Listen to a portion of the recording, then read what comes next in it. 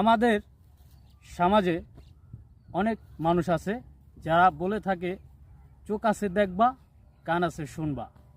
আচ্ছা ভাই, চোখে দেখলাম একটা, চোখের সামনে একটা ঘটনা ঘটতেছে, একজনের অন্যায় একজনের ন্যায় আছে, একজনের অন্যায়। এখন চোখ আছে দেখলাম, কিছু বললাম না, এটা কি হলো? কানে দেখ, নিজের কানে শুনতেছি, তারপরও কান আছে শুনছি, শুনে চলে আসলাম, কিছু বললাম না। যদি সেখানে আমার একটা কথার মাধ্যমে যে নিরপরাধী, আমার একটা কথার মাধ্যমে যদি নিরপরাধী বেঁচে যায়, তাহলে তো এখানে কোনো ক্ষতি নেই।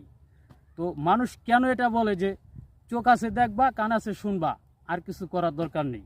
তো আমি যেই ভিডিওটা দিলাম, আমি যে কথাগুলো বললাম, আমার কথায় লজিক আছে কি না অবশ্যই কমেন্ট বক্সে জানিয়ে যাবেন।